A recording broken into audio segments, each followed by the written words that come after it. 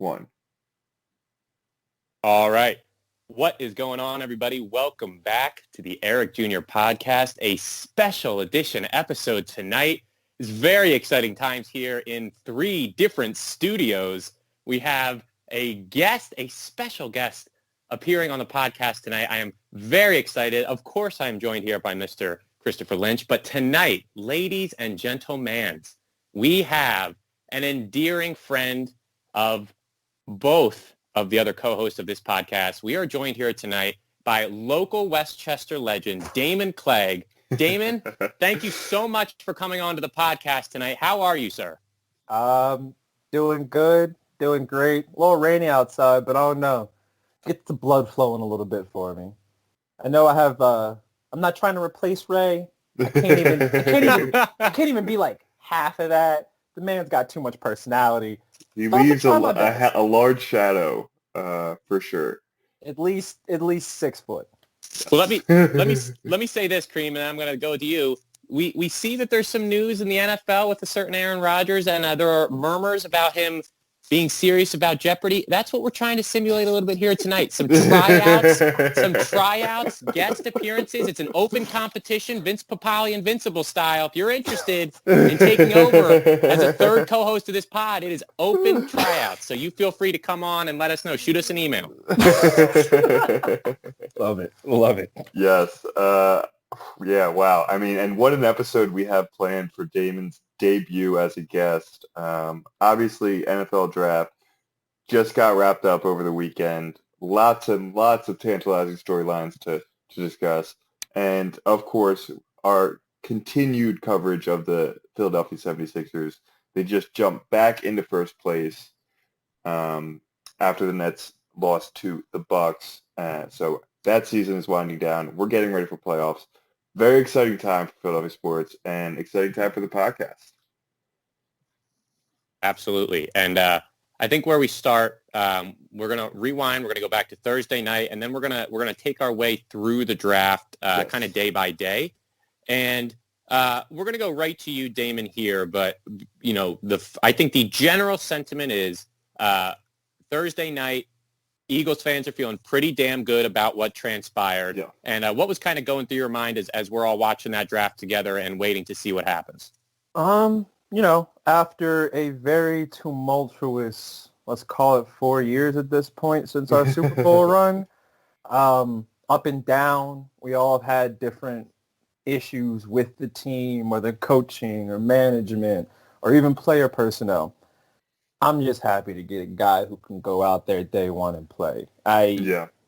Watching the draft, not knowing what would happen prior to the trade, obviously, I was just thinking, as long as we can get a dude day one, and I've been high on DeVonta Smith as the moment I found out about him. You're not that skinny and that good in football. It's not possible. So you got to be some type of special in my mind. I like that, that mindset. Like when you come in to Alabama, like they're getting 5-star recruits every single year. You have to be at the top of your game to even crack the rotation. And he's been dominating since he got there. And obviously the size concerns have always been an issue, but the absolute playmaking ability and this devastation that he can kind of exploit on opposing defenses is something that the Eagles obviously have not had in a very, very long time, and that's why Eagles fans are so excited about this trade up to grab just a tantalizing talent. Jake, what were your takes on the proceedings Thursday night?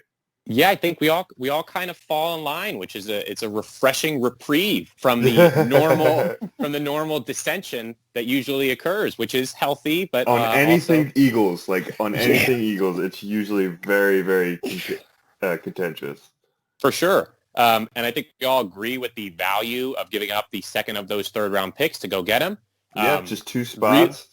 Really interesting that the 2 corners go right in front of the Cowboys, and maybe they press panic a little too soon, and Howie was right there. There were certainly other teams that probably could have made a trade. Mm-hmm. Can I just say one thing on that, though? Of course. I don't know if he did it on purpose, but that's an excellent way to make sure you get your Philadelphia fans back on your side. Not only did we jump the New York Giants, but we took him away from Dallas too. Yes. Two of the most hated teams. Is like, all right, Howie, I see you. And you know the Giants were targeting Smith. I mean, it was clear and obvious that they were waiting for him to fall. And Howie Roseman, seeing the tea leaves, like this is kind of a part of his job that he's been very good at. Like we talk about all the stuff that he's missed, but he is good at kind of working the phones and knowing and thinking what people are going to do. He made at the time, very unpopular decision to trade back from 6 once he figured out that there were going to be 3 quarterbacks in the top 3 and none of them are going to, no one's going to fall to the Eagles.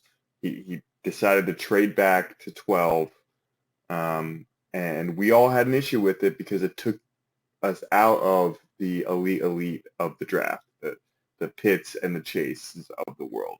But does the way Thursday night broke down, does that vindicate Howie at all? Like, what's your retroactive grade on the trade down from 6 to 12? Of course, knowing that you end up going back up to 10 and get the Heisman Trophy winner. Came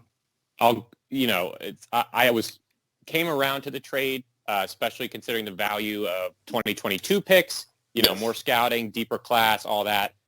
So I came around to the trade, probably give it a B. Originally to go 6 to 12, and then the trade to go from 12 to 10. That's an A+, hit it out of the park. Yeah. Especially considering how upsetting last year was and having CeeDee Lamb go to the Cowboys, right in front of your faces. So that compounded it. And what I would say, last thing about DeVonta, you got my grades for day one here. Last thing about DeVonta, a true alpha who is going to step into that wide receiver room, and everybody is going to feel his presence. He is going to set the tone in terms of, outworking everybody. He's had to do that his whole life because of his size, and I'm really looking forward to having just that character at that position is something that is just so nice to have in the NFL, and I'm really juiced. I'm really juiced to have him, and obviously the biggest weakness is size, and we'll see if we're all kind of turning a blind eye to that as we see him on an NFL field.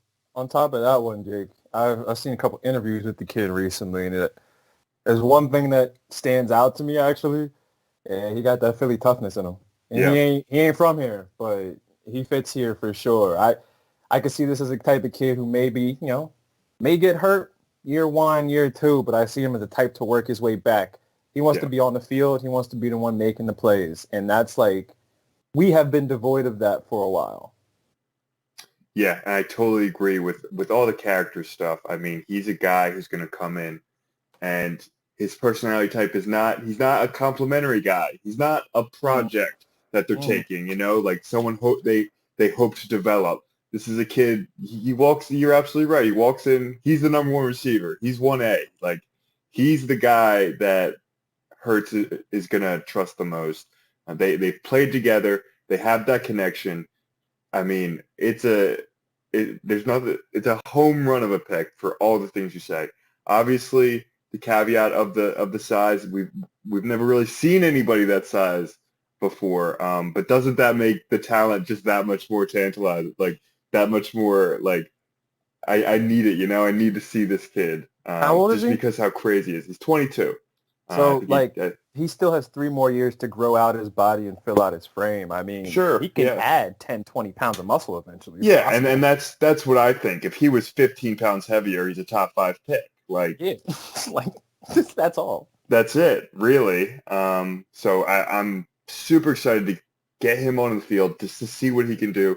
He can, attack defenses in so many ways. Obviously, his size limits where he's going to line up on the field, mostly in the slot or that second outside receiver. But just what he can do to open up everything, it's exciting to see. It's going to be a fun summer watching him in training camp and workouts and preseason if it happens. We can't wait to get this guy in green.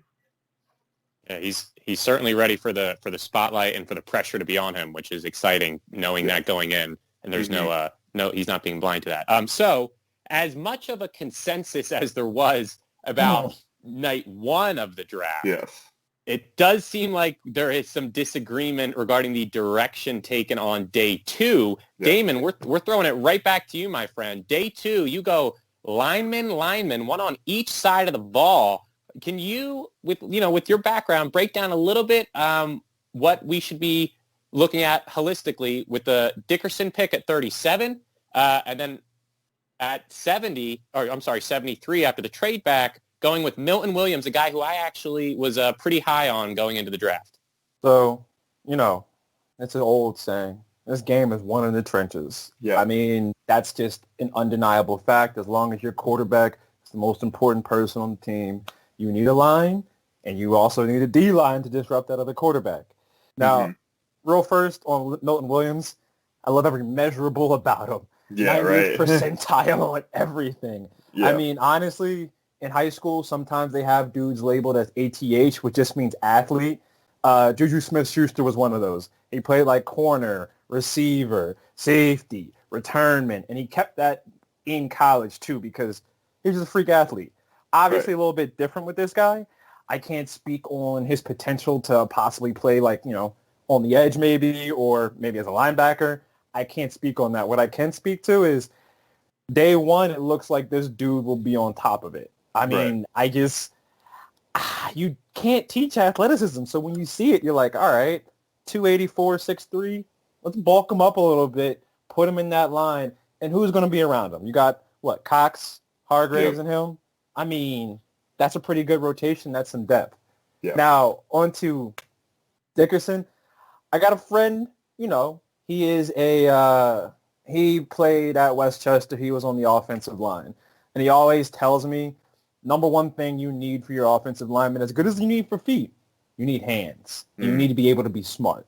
And everything I read about this kid said, well, first things first, he's an Alabama center. Right. So started, I think, like 30-plus games at Alabama. Yeah. But he also played at Florida State, I believe it was, for his first 2 seasons. Yeah. I mean, so he's played SEC competition. Florida State is ACC, right? That's correct. Yeah.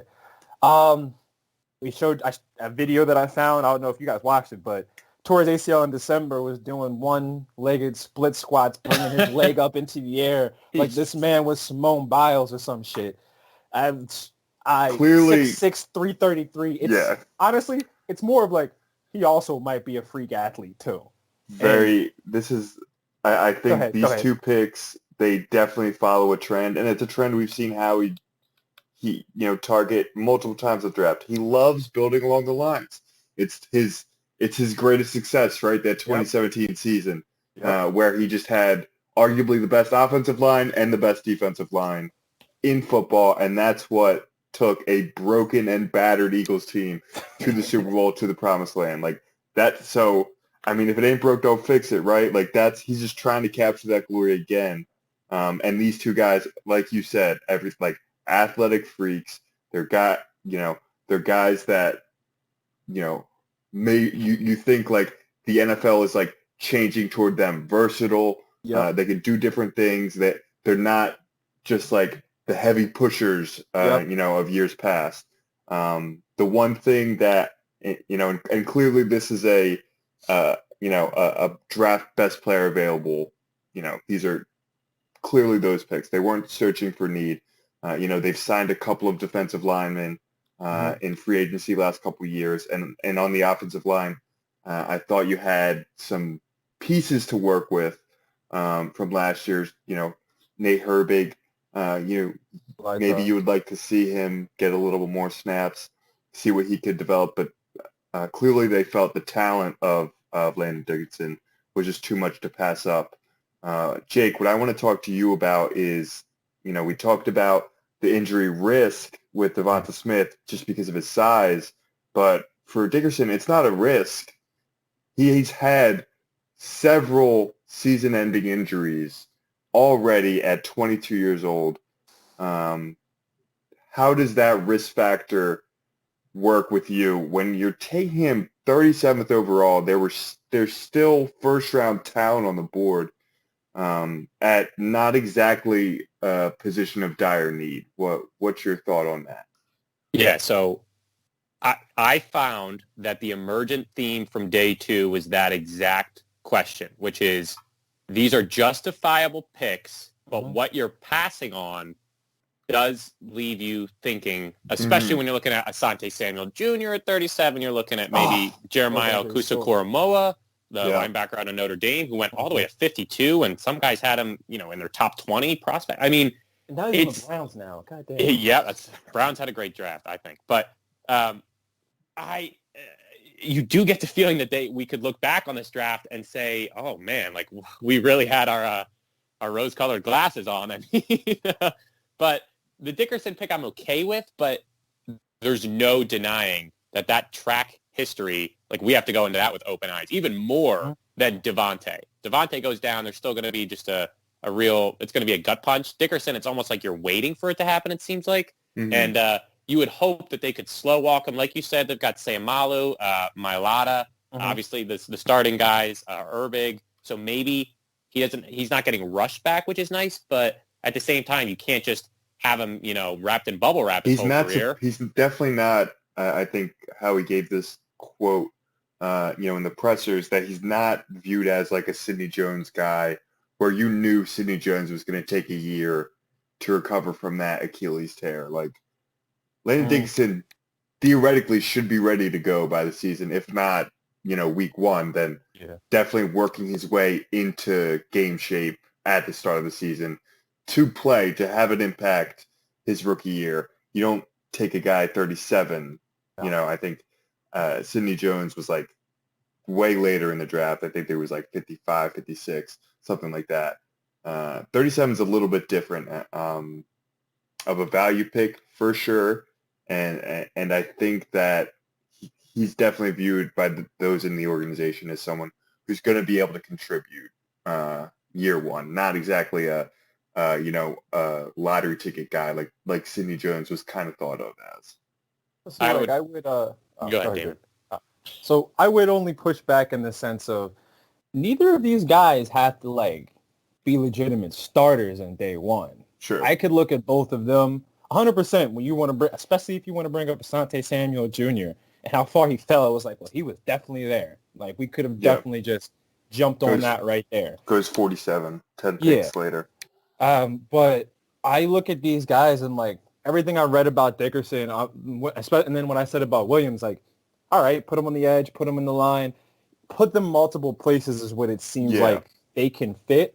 So at least they can get those reps in day 1. And we're not just sitting there and, with no more Jason Peters, we don't have someone just holding a spot down anymore, making it impossible for the young guys to get out there. I'm not saying he plays day 1 and is great, but I'm saying you can integrate him slowly throughout the season. Then by time December comes, I mean, that trench depth going to look good. For sure. And it's definitely, we talked about for a long time, this is one of Ray's things, building along the offensive defensive lines in the draft is never a bad idea, right? It's always good to have that depth. It's always good to replenish the pipeline, right?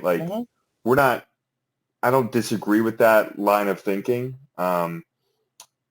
My problem with this pick is it leaves you very, your depth at the O-line was actually not bad because you had a lot of injuries last year. A lot of guys got to play, and it's not it was a complete disaster. Obviously, a ton of sacks, not a lot of push on the offensive line, but you had some projects. You had some projects that you could work with. What taking 2 linemen with these 2 picks does is it leaves you completely barren in the secondary. There's just no way around it. Outside of Darius Slay, you really do not know what you're going to get at corner. I mean, Maddox is probably locked in as your nickel corner, and it's not like he's been overly impressive since his rookie year. And you really don't have a starting corner on the outside. And we'll get to the Eagles' 4th round pick in a second, Zach McPherson. But I thought and maybe the board shook out like differently. Maybe they're pretty low. They were lower on Asante Samuel Jr.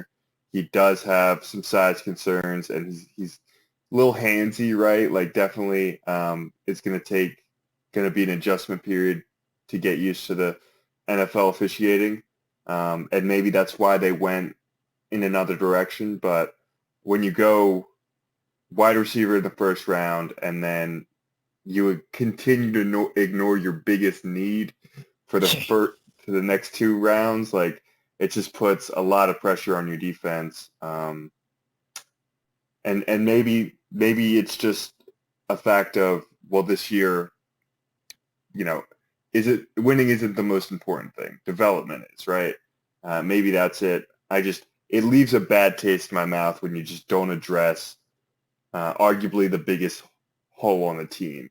You didn't address it in free agency at all, and you don't address it with your first 3 picks. That's tough. That's tough for me. Yeah, to kind of concisely summarize where you left it there, Kareem. Day 2, I'm walking away saying this is a pretty happy marriage between adhering to an agreed upon football philosophy of building those lines and also having a long view in the room that these are picks beyond 2021. Yeah. Sure. So I think that's all valid. I agree with that. I agree with that to an extent. Especially because if you look around our division right now, that man Dakota Prescott is back. And they drafted, I'm pretty sure, like all defense this year. Washington, I don't know. I don't care what anybody says. Fitzmagic is called Fitzmagic for a reason. He can get you 10 And they got games some receivers, man. They got some receivers decent receivers. And a good defense. So it's like, I guess you may look at this year, especially with the first-year starter, Jalen Hurts. What do we get out of him? Is it better to try and get something immediate or further in the future? And like Jake said earlier, with those 2022 picks being more valued, it's like, all right, I might see a corner in next year's draft that might be like, tantalizing, spicy, some shit that I want. But it's like you said, though, too. It's like, y'all could have found some corner, right? Yeah, I mean, well, I got to think that, right? I got to interject here, fellas, because obviously you saw the video of Howie and Tom Donahue, the senior director of player personnel. And the tea leaves lead us to believe that Mr. Donahue is upset with Howie for moving back 3 spots for a 6th rounder because Mr. Donahue said Aaron Robinson, the cornerback out of UCF, I like that guy, cornerback. Let's take him here, Howie. And Howie says, no, we could probably get him in a couple spots. Don't worry about it. And what happens? He goes right in front of you because you wanted an extra 6th round pick. The Giants get a little payback. But yeah, Howie definitely got greedy there. And I mean, we've all read the reports of the Howie kind of sphere of influence in the Eagles organization, and not everybody super on board with it.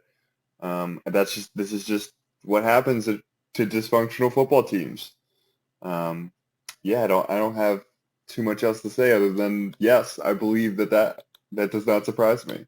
Well, I got something to say, and I'll have Damon react to it. Damon, they're showing the videos of these draft rooms, right? Yeah. And I get it. I get it. They do it. That's fine. But fucking Howie has to make a big deal out of going and getting the fist bump from everybody. If you watch the video, he's got the people around him. He's fist bumping those. He goes out of his way to go over to the guy he knows is upset Walks at him. across the room, And the guy with his arms crossed is like, no, fuck you. I'm not fist bumping that shit. I'm upset. I'm mad, man. So and that's on Howie. As you both know, I've worked with kids before, young children, and over the years, with so many different personalities, so many different traits that they all have, you pick up on things that grown adults do.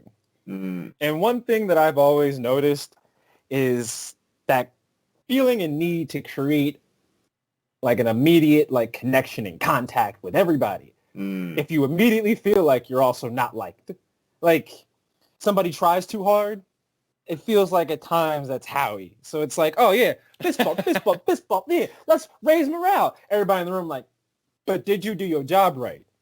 But did you make the right pick for what we need? And of course he comes out afterwards and is like, this is what I do, this is what I've been, this is how we won in 2017.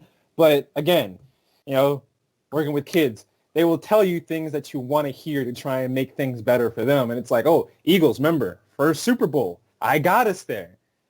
Granted, as much as that is, I have to look at every football team, basketball team, baseball team, soccer team. I don't know shit about soccer, but soccer teams too, hockey teams. You got to do what's best for you in the situation, not what worked for you 4 years ago. The game can change in 4 years. Granted, the trenches don't change, but your situation does change. And right now, and even 4 years ago, let's be honest, we didn't really have a secondary 4 years ago either. No. So, I mean... But there were people that you like... The pipeline was there. You had... Exactly. But like the point is, it's like, it was there. It wasn't fantastic. But in a passing league with dudes like Patrick Mahomes out there, you need your corners. Yeah.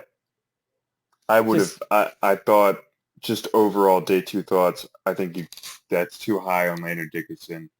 I would have tried to move that pick if you don't want Asante Samuel.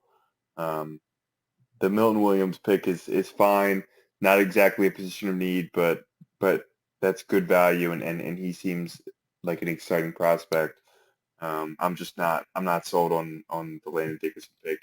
You already have guys, we've seen, I think, that interior offensive linemen don't need to be taken with like priority picks. You can develop them, right? Like, you don't need to take Landon Dickerson, who's got so much injury history. He's torn both ACLs. He's two of his other seasons were ended because of ankle injuries. Like, this dude gets hurt a lot, and I know, especially like, in the lower body, that's scary. A lot of lower body injuries, and for someone he's clearly freakishly athletic. He's clearly very smart. He's impressed the Alabama coaches so much that he was starting like from the moment he got there, but that just seems to be a weird value pick that one I just don't understand. That's just a huge question mark for me. So even with Kelsey getting up there in age, you still look at it like, I mean, come on, like you could have waited on that a little bit. Like you could have went and got something else. There was a couple safeties there. I'm just saying that you may have been able to tweak, change to some corner situations. I don't know, but that's just me. Definitely. There were definitely more options. You don't have to go him at 37, basically. It's fine. Yep. He'll be the key. If he, cannot get on the field, that'll kind of be the dominant narrative. And if he's good, and that might be a straw to Howie's proverbial back. Right. Oh man. And his quiver or whatever. Anyway, so we're gonna move on now just to day 3. It's not as exciting. It starts at noon. Yeah, so people are doing shit. The sun's still out. I was like high and mighty, just like sitting around. I was like, oh shit, draft. I'm like, where the fuck is everybody else at? Like, right. It's such a fun event going 3 days. Like, it's just a lot of fun. And the Eagles made a couple picks. They were able to flip 2 late picks for a 5th rounder next year, which I really like.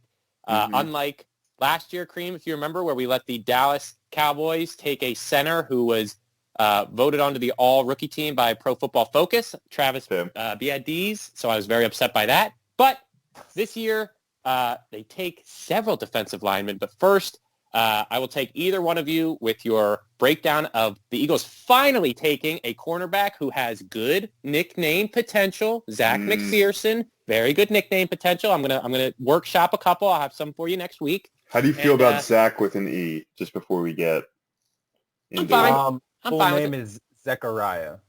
Biblical. Oh, I love that. Yeah. I love that. Yeah. How do you guys feel about the pick? I mean, definitely, like, as an immediate... Oh, go ahead. Yeah, just definitely, like, needed a cornerback. Definitely needed to take a quarterback. Definitely the longest you could have possibly waited. He's got decent size. I can't know too much about him, but he'll be a guy that you look for in camp to see if he can... Because that number 2 spot, like I was saying, is definitely open. It'll be kind of I imagine He'll be in the mix, and then some veterans that the Eagles bring on for the training camp. I imagine it'll be an open competition. Damon's got some juice on this guy. I want to hear from him. Okay. I got another homie who's a corner. He played at Oberlin, and he agreed with me on this one.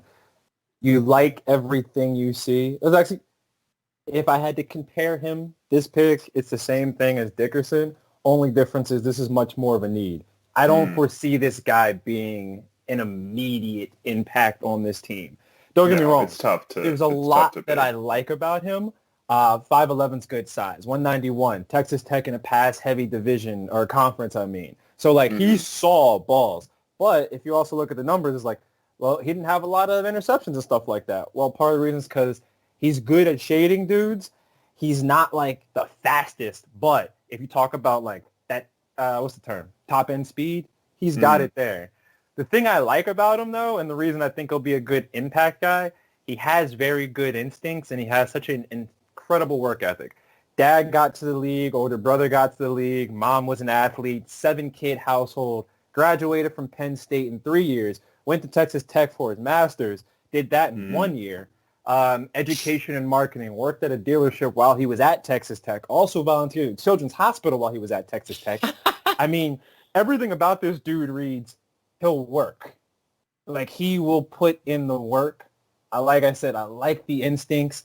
He can tackle. That's always a big thing for me with corners. If your corners can't tackle, oh shit, I almost knocked my computer over there. If your corners can't tackle, there's no reason to have them on the team. Listen, Right. I love Jalen Mills for years, but like, or not Jalen Mills, no. Who was it? He would launch himself at every single player he could find. Kirk Coleman? Patrick Chung? One of those two guys. But like, there was no tackling. It was just launch. But like, he has these technical skills I'll believe he'll work at, but at the same time, him making an impact day one, it probably will be, if the Dickerson pick doesn't work out immediately, but McPherson comes in day one and can at least shade dudes and make it tough to throw to guys, that might balance that out. But at the same time, next year, 2022, 2023, I foresee this guy being a legitimate piece of the defense. But day one, especially when we talk about there were guys on the board that may be able to start day one, it's not the best. Right. But I like it in about 37 other different ways. Okay. That was a superb breakdown there, Damon. We appreciate Great that here stuff. on the EJP. We don't normally go that in depth about anything. and he's right in the sense that, you know, when we get to picks, you know, in rounds four through 7, it's really tough to imagine these guys stepping in day one and having an impact. They're picked this late for a reason, right? But you hope that they can kind of develop over the course of the year, kind of earn themselves a little more playing time, and then maybe by the end of the year is where you see that impact. That's what we're looking for McPherson, and then, you know, everybody else. The 5 other guys that were drafted is definitely just come in willing to work, like all the things Damon said. Yeah, I agree. Definitely high character guys. That's always a good thing to have. Of course. Here's what I'll say. Day 3, it's a crapshoot. You know, Jalen Mills, a guy you get in the 7th, who starts in the Super Bowl. That is literally 1 in 100, maybe, or more. Yeah, definitely was out of position for years. Certainly. Safety. Absolutely. But what I would ask you fellas is, here on the EJP, we get a little wacky, we get a little fanatical, and I'm going to ask you guys to claim one of the day 3 guys that you're gonna support. You're going to give him 1 year of total and complete support, a day 3 guy. He's very likely not even going to make the 53-man team, but some guy that you're going to be looking for during, I guess they're not even going to have the voluntary OTAs, but preseason at some point, you're keeping tabs on this guy. And I'll get started. I'll go first. My guy is the last player selected by the Eagles, the only one who could actually be called a linebacker. I know the kid out of LSU, he's a safety. Yeah. They're like, no, he's going to play linebacker. Man, fuck you guys. You guys just don't believe in You guys don't believe in taking a real linebacker. You know it upsets me, and I'm just really tired of it. There were plenty of chances to do it. Fucking assholes. But Patrick Johnson out of Tulane, good tackler and good size, and he's one of those guys where I'm the schlep that's the idiot who's actually watching that 4-hour event because I'm like, man, NFL draft, it's so much fun. It only happens once a year. You really got to enjoy it. And Patrick Johnson is on Mel Kiper's board for like 60 picks, man. Like he was there for a while. And when we took him, I was like, you know what? I like this guy without knowing a single thing about him. So that is my guy. Feel free to take McPherson. Damon, you've done a great breakdown of him. So I wouldn't be surprised. I don't want to be attached to that name just yet. Yeah. So let me know if Teron Jackson out of Coastal Carolina. Cream, do you have a name? Damon, who's your guy? I'm taking Kenny Gainwell. Yeah. I mean, I have to take him because he opted out of COVID. He opted out because of COVID. Before he opted out, though, running, pass catching. I mean, I don't want to evoke. I don't know. Jake, that's up to you. You're the English teacher. Invoke. Invoke, right, cool. Invoke, yeah. The name Darren Sproles immediately, but like, man, I like a good back who has balance. And when I was looking at these highlights, I was like, this kid has like, oh my God. Like I'm sitting there just like salivating over like the balance alone. But if you add that to the fact that he can come out the backfield and catch, he's a solid runner from what I have seen, like I said, because of the balance. I'm willing to put money on it. He makes the team. And I'm also willing to put money on it that he's our running back too. He gets that depth behind Sanders. I think that also one thing that we haven't mentioned well, with the new coaching staff, I think a lot of these guys will get more shots and opportunities than they would have under the previous one. And I think Kenny's primed for that. Also, he put on a fierce hit of Micah Parsons. You got to look up the highlight. It's nasty. It's nasty. That's he blocks. He blocks. Very That's why I love interesting. him. That's why I love him. And if we're talking, we were talking about McPherson having nickname potential. I mean, Kenny Gainwell, Fletcher Cox's cousin, by the way. Oh, no kidding. Wow. The hits keep coming with this kid. We're talking elite nickname potential, elite meme potential. The jokes write themselves. I'm with you there. I'm going to pick, however, I'm going to go with that LSU defensive player, we'll call him. Jacoby Stevens. Jacoby Stevens, of course. Who won't be a DB, though. Yes, that's honestly galaxy brain right there. Like that's next level stuff. I'm envisioning him being the guy that lines up in the linebacker position for the next 3 years because our top 3 linebackers are injured, and he's just the next guy that can do it. And just like, look, I can't wait to see him out there just trying his best, just working the sidelines. I'm excited for him. I think he's gonna play probably about 3 seasons worth of games because the Eagles will have nobody who can play above him. They'll just be consistently open. They're never going to take a linebacker in the first 3 rounds, so like they're never going to sign a big time free agency. So once you get in, it's like the mafia. Once you get in the Eagles linebacking room, like you're made for life, man. Like TJ Edwards made for life. Nate Gary made for life. Like these guys aren't going away. So shout out to Jacoby Stevens getting in that room, man. Like, and just like, yeah, he made it. I'll be expecting report cards on their progress from you two moving forward, and definitely Gainwell definitely should get talked about a little bit more. Really interesting, Damon, specifically the running back position, for that to be a guy who opted out, where it's like the durability and the longevity of that position is really, you wear him down during that rookie contract. So in a way, him not taking that damage and still putting out that great tape is definitely something to consider for sure. I have one thing to say about the draft as a whole. Do you guys have any specific takes about the event, about the Eagles, about another team, something you got to get off your chest here? No. Only thing I have to say is I don't know who Aaron Rodgers' PR guy is, but give that man a raise. Yeah. Ain't Killing it nobody right now. was talking about for 3 or 4 days anything else besides, oh, Trevor Lawrence, we know where he's going. Zach Wilson, we know where he's going. Justin Fields, oh, we finally know where he's going. All right, now on to Aaron Rodgers. Yes. Should have dropped my phone. I find that just part of the football theater of it all. It just makes it so, because like when a dude like that says, no, like when a dude like that says it, it genuinely changes the way some of these teams were looking to draft. A lot of these guys, apparently some teams were calling up, apparently the pick that Denver made in the first round, was it Horn, I believe? Yeah, I think it was Horn. They picked the corner. They took Surtain. Oh, they took Surtain. So they picked the corner where their most glaring need is at quarterback. I think a running back lined up for them at QB for one game last season. And it's like, what? But if the possibility is that now the storyline of, oh, Aaron Rodgers wants out. Oh, they took the corner to shore up the corner position. Oh, now they have Aaron Rodgers. It's like, well, holy hell. Forget anything about the draft. Let's talk about this. So that's the only thing about it. It's great theater. I love it. All across the board, aces. Definitely some quality Shakespearean drama there on the day of the draft, no less.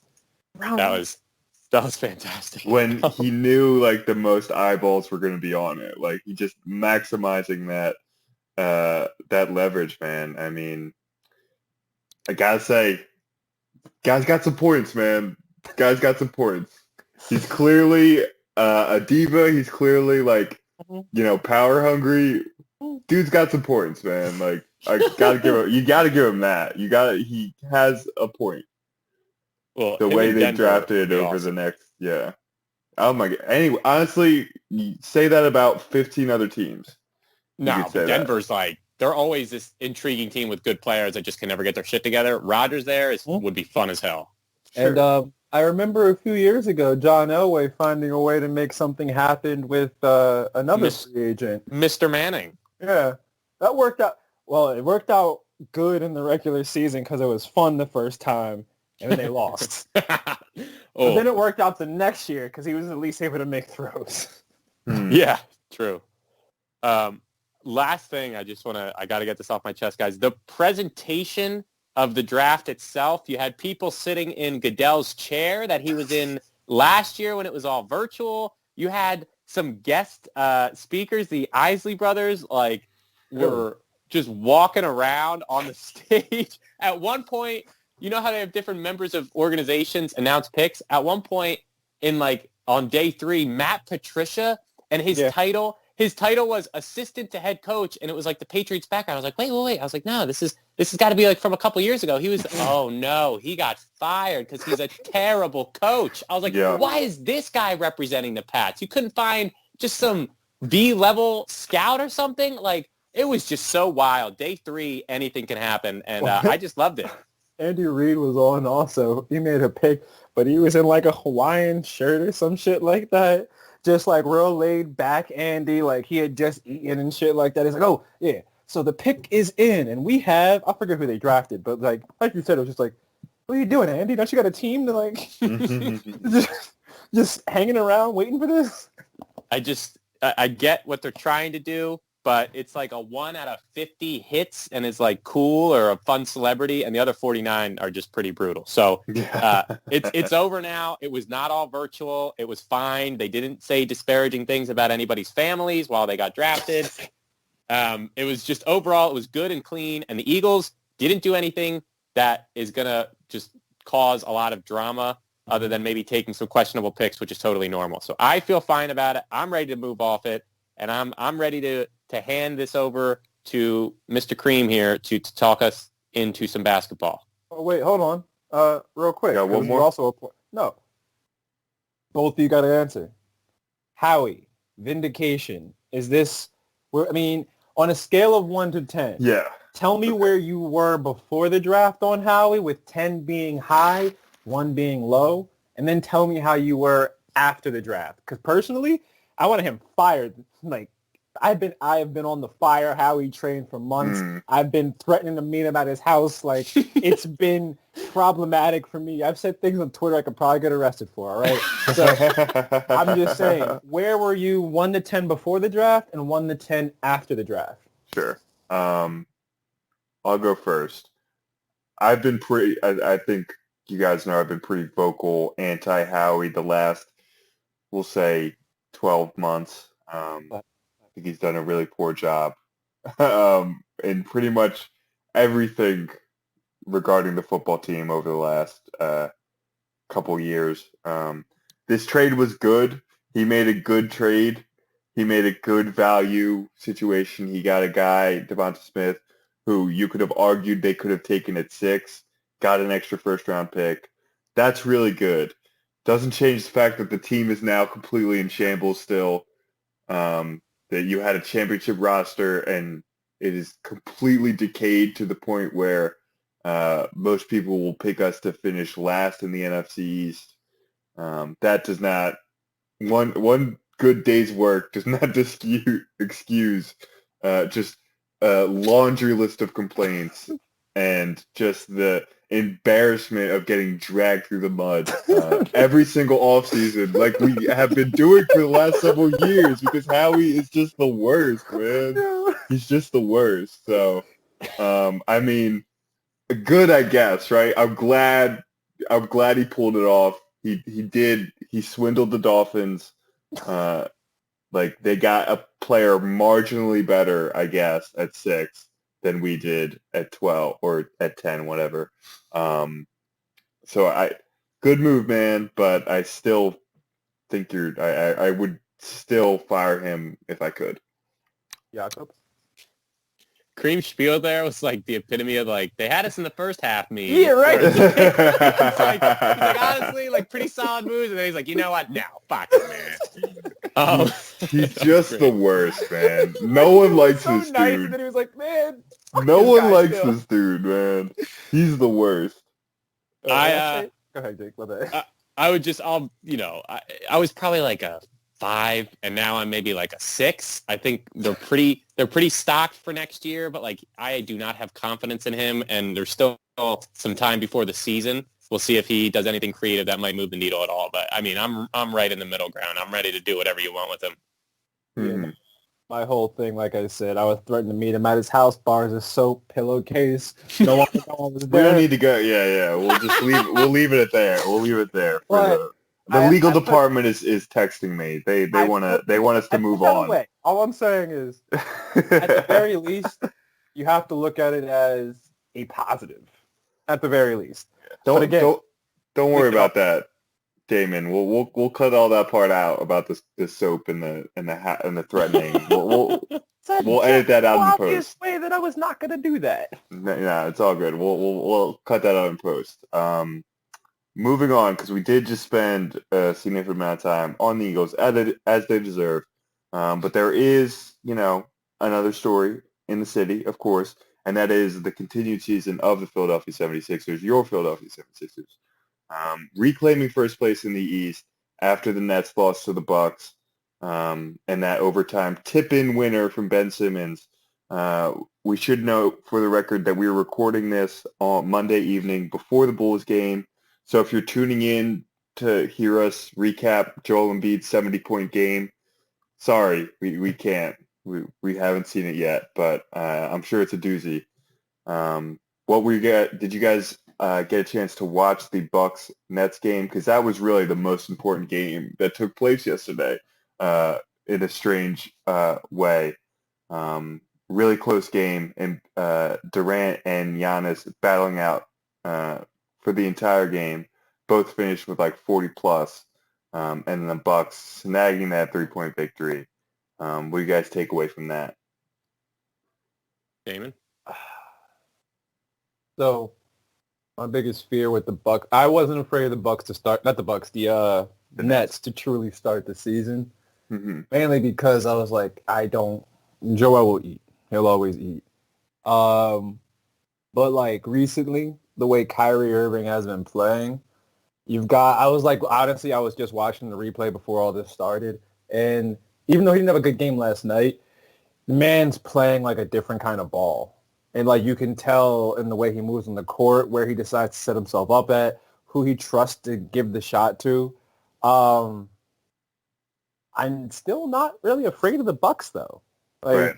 even It's just watching that, something I'm like, there's something about the Bucks that I'm just like not super, and they've been very good. They beat the Nets, of course. thank you.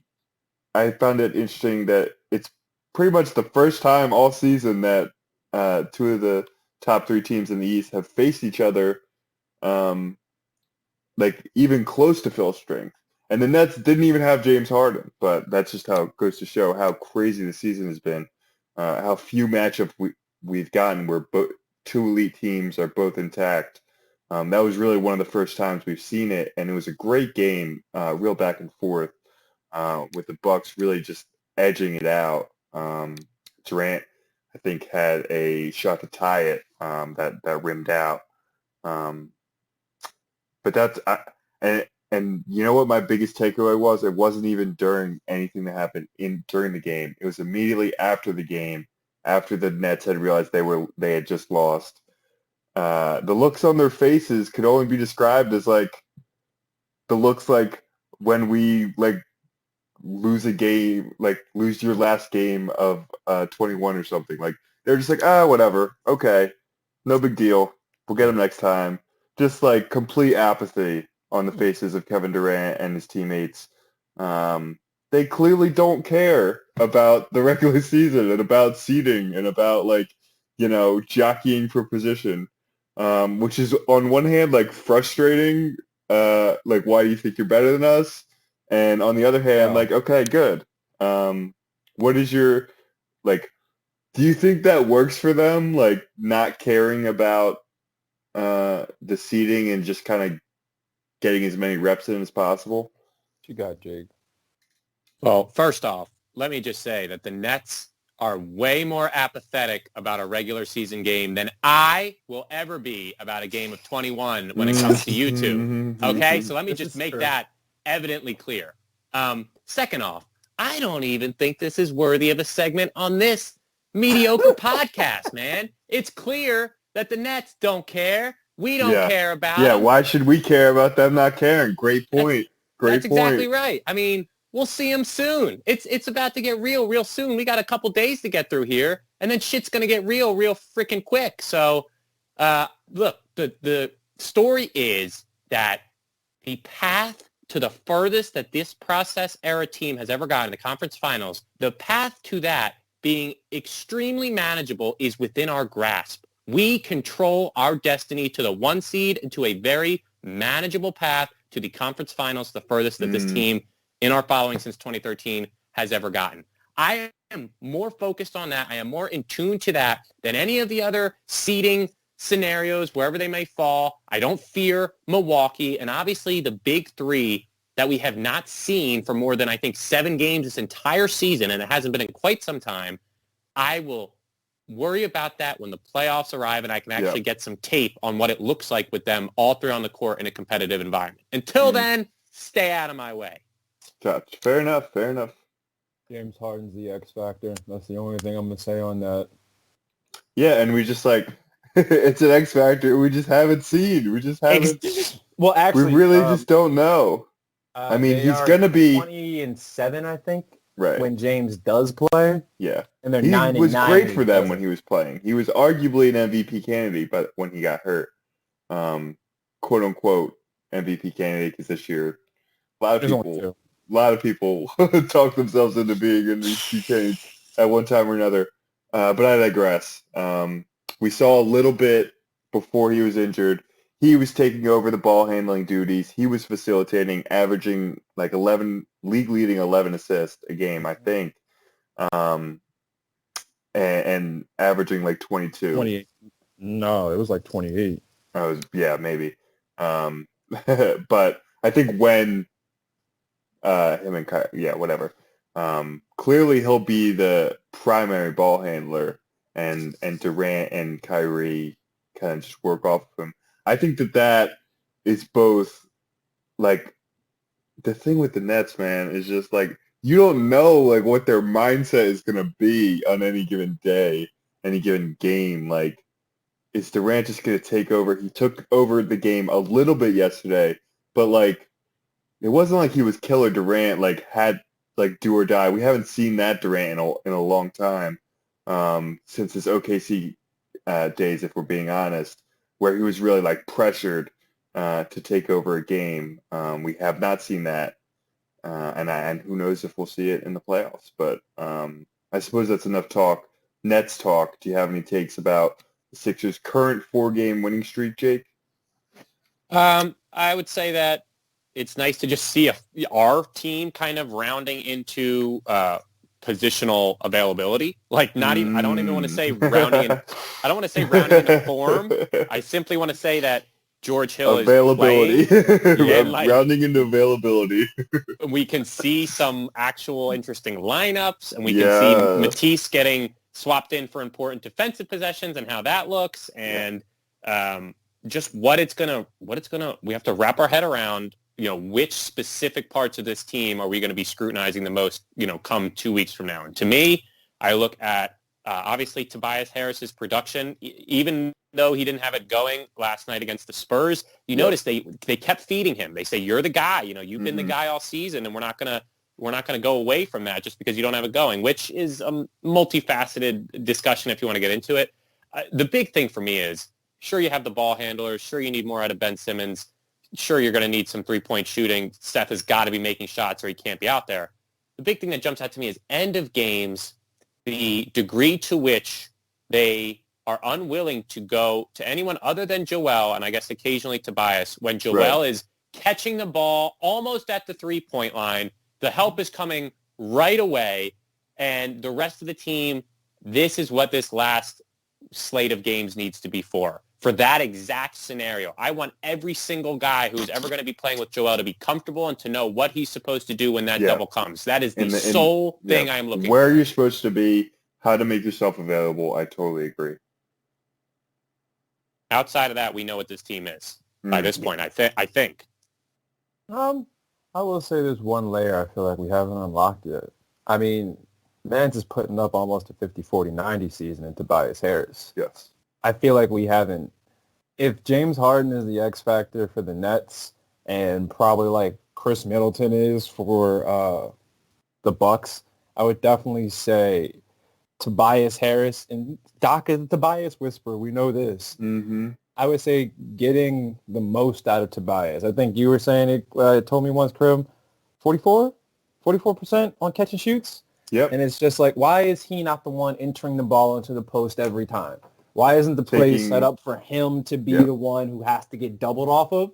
Because, all right, now I got to make a decision. Do I want to double off the 40% three-point shooter and 44 on catch and shoot? Or do I want Joel to eat whatever bum-ass center is in the lane? Yeah, I mean, Tobias Harris only taking 3.4 threes a game. Ridiculous. That's slightly more than Embiid is taking. That's not great. And I do want to I agree with the sentiment that he's kind of the guy that if he's not going, I don't know what chance you have in a playoff series. Like if he's just like only giving you like 18, I don't know where the rest of those points are coming from. He's got to be like getting him going is probably number one, because Embiid's going to be able to bully the front courts, the weaker front courts of the Eastern Conference. That's a pretty it's a matchup you can take advantage of, right? Like and Embiid's used to that. But Tobias, like he's always had kind of like a come and go relationship with the game. Like he kind of just feels his way into it.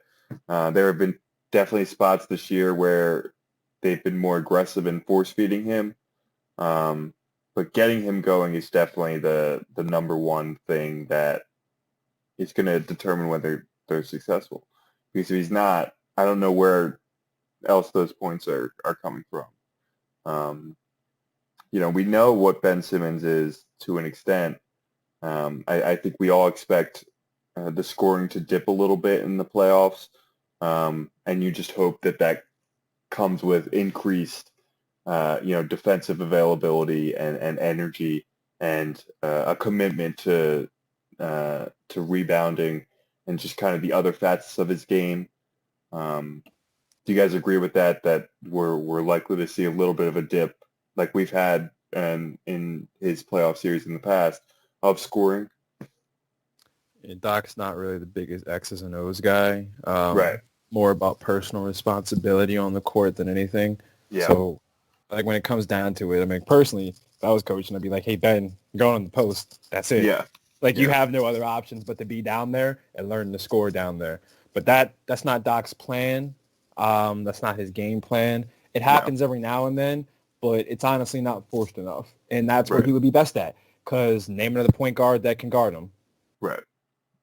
You're right in that he's not going to be forced. It's not in Doc's nature to force Ben into that position. And you get, I think a lot of Sixers fans have kind of come to the point where, like, well, he has to be forced, right? Like, sometimes you have to force him to do something. Right. And you're right that that's not really Doc's mentality. He's not like meticulous, like game plan, run this play and then this play and then that play, and then this is the offshoot of the third play. Like, that's not his MO. Come playoff time, and we'll talk more about Doc in the coming weeks, because his is a storyline that hasn't been talked about enough.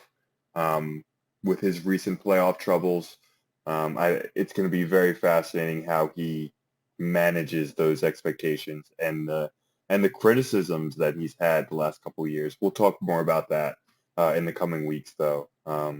Jake, do you have any final thoughts as we're kind of just like waxing here?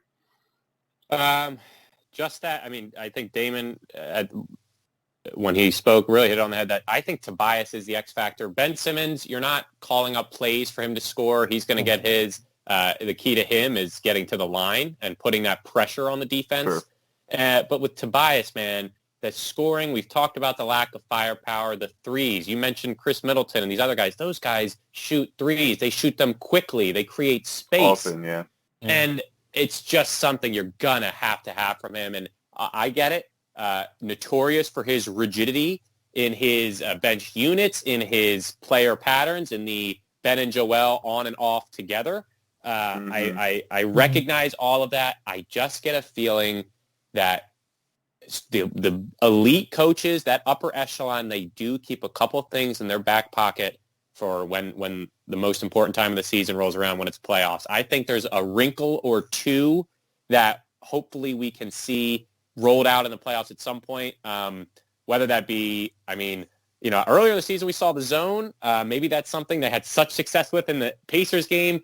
Just something different. I think he'll have a couple wrinkles that hopefully we'll see. And when it comes to, Ben Simmons' last thing is George Hill, man, having another legitimate ball handler can unlock some of those things you mentioned, Damen. And I think Ben Simmons is at the point now, he recognizes what he can do well. The only thing that matters to him is winning. He recognizes that Joel is a superior, dominant force on an NBA court. And these guys are ready. These guys have had playoff tragedy. Like, they have gone through it. They've gone through the shit. They've gotten swept. They've gotten talked down on by the media. We had the confetti game. I mean, Ben and Joel have been through it, and they are ready to take their place on the mantle. In fairness to Ben Simmons, recent play, recent troubles, recently not even being on the court, we know he's going through shit. He's going through stuff. So, I think by the time the playoffs comes, the same way I believe that, I think I told you this before. I definitely believe Shake is going to turn something on in the playoffs. He's going to very be just confident player, very someone who can get himself going. I think. Yeah, that's great stuff.